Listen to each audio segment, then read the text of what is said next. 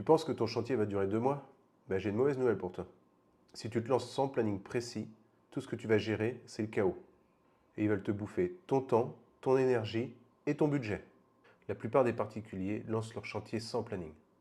Ils croient que les artisans vont s'enchaîner naturellement comme dans un dessin animé. En réalité, chaque artisan gère son lot. Et si personne ne coordonne, ça devient franchement le bordel. Les artisans vont s'organiser entre eux, t'inquiète, ça va le faire. Bah non, pas du tout. Ils ne s'appellent pas entre eux, personne ne pilote le timing global. Le carreleur attend le plombier il attend sa livraison. Toi tu payes tous les acomptes, tu payes toutes les factures à l'heure, mais le chantier il est à l'arrêt. Ce que moi j'entends tout le temps, c'est mon chantier est repoussé, j'arrive pas à les faire venir, et je perds le fil, je ne sais plus où j'en suis. Et concrètement, qu'est-ce qui se passe? Bah, tu repousses ton emménagement, tu manques des jours boulot, tu stresses, et ton budget, bah, il s'envole.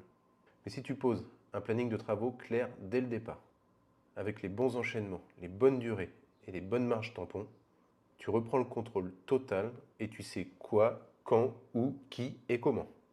Ce qui met en difficulté 90% des personnes, c'est ça. Tu ne sais pas dans quelle ordre faire les choses, tu crois que ça va se caler tout seul, et après tu te dis, ben moi je suis pas chef de chantier. Mais c'est normal.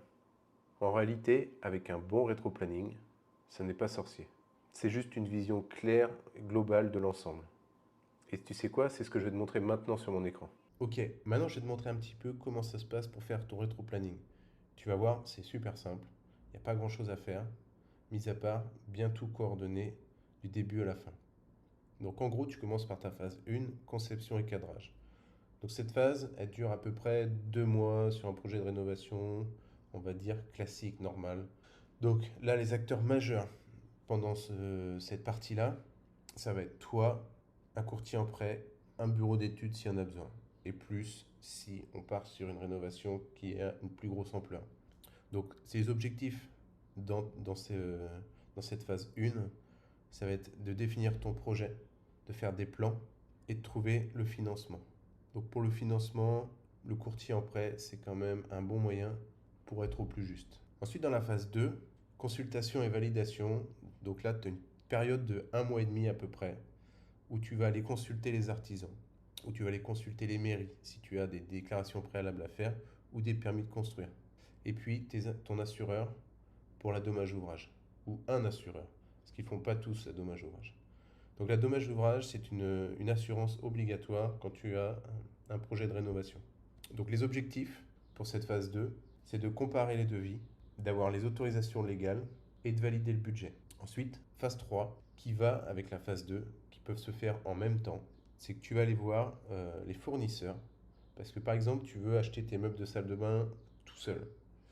Bah, ce que tu vas faire, c'est que tu vas aller voir tes fournisseurs, tu vas passer tes commandes, et ensuite, il faudra bien sûr organiser toute la logistique, c'est-à-dire, faut savoir à quel moment aussi arrive ta cam pour pas retarder ton chantier. Donc le chef de chantier ou l'artisan ou le conducteur de travaux, il va falloir que tu planifies aussi avec lui quand est-ce qu'il est dispo, quand est-ce que toi tu as prévu de commencer le chantier et à quel moment lui il doit intervenir. Donc ses objectifs dans cette phase 3, ça va être de passer tes commandes, de faire ta planif, et d'organiser ton chantier au mieux. Ensuite, la phase 4, c'est l'ajustement des petits détails, parce que tu auras fait tout le boulot en amont pour que la phase 4 se passe, on va dire, comme sur des roulettes. Donc cette phase 4, elle est aléatoire sur la période. Ça va être en fonction de ton chantier. Donc là, j'ai mis des dates aléatoires pour donner un ordre d'idée sur un chantier. Donc là, les acteurs majeurs, ça va être toi et les artisans. Donc là, ça va être restreint. Ça va être, ce qui va être bien dans cette phase-là, c'est que du coup, il n'y a pas d'intermédiaire et le chantier va beaucoup plus vite.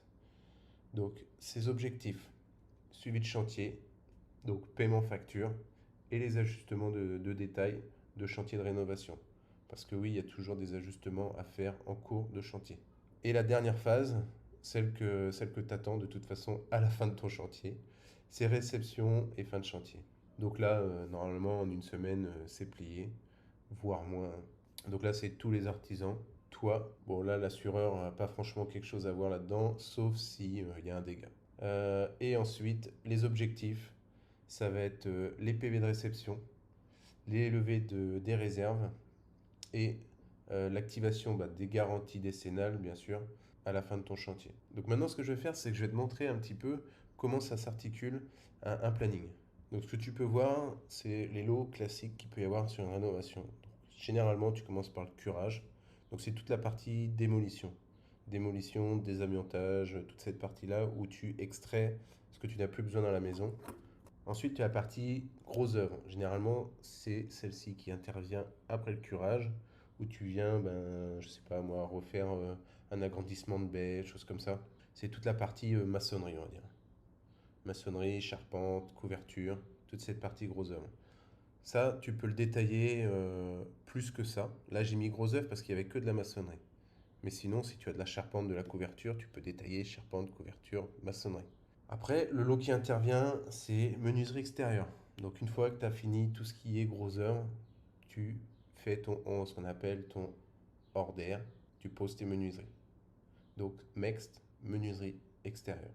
Une fois que tu as fait ça, tu peux commencer à faire tout ton intérieur. Donc ta menuiserie intérieure, donc mint, ça peut prendre ton placo, l'escalier, tes portes intérieures, toutes les boiseries que tu peux faire aussi à l'intérieur, tes moulures, tes cimaises, tout ça c'est tout ce qui est menuiserie intérieure. Ensuite tu as plomberie, électricité, les deux gros classiques de la rénovation. Sachant que si tu refais tout ton placo, généralement tu refais aussi ton électricité et ta plomberie. Bah ouais, si tu repars à neuf sur une belle peau, il faut que derrière ce soit clean aussi pour que tu n'aies pas à tout défoncer. Si par exemple tu as une fuite sur un vieux tuyau, ou si, je sais pas moi, il faut repasser des gaines parce que il te manque des prises à gauche à droite, quoi. Ensuite, tu pars sur le carrelage et les faïences, puis les peintures. Donc tu finis là-dessus. Et là, tu vois, sur ce chantier, il y avait en plus de ça, il y avait une pompe à chaleur. Donc là, on a mis la pompe à chaleur en deux temps. Tu commences par passer tous tes réseaux, et ensuite tu viens finir par poser tes splits, si quand tu es sur une pompe à chaleur RR. Donc là, tu vois, sur la fin du planning, comme tu peux le voir, il y a 3 semaines ou de tampons. Donc là, c'est ces 3 semaines-là où il faut te dire que tu peux les garder si ton planning dérive. Et Dieu sait que le planning dérive. Les chantiers ne se terminent jamais sur les dates prévues. Donc, toujours mettre un tampon à la fin de ton chantier.